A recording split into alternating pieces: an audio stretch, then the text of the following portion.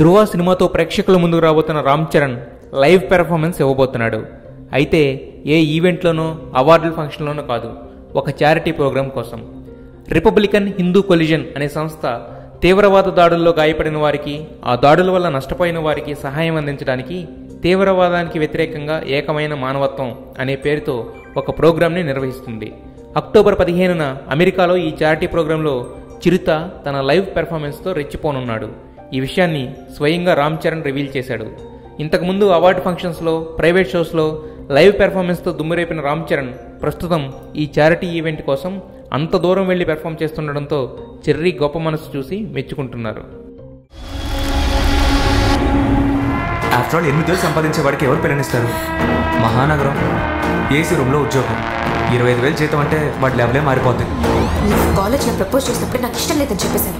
ఎన్నాళ్ళ నేను ఓపిక పట్టగలను?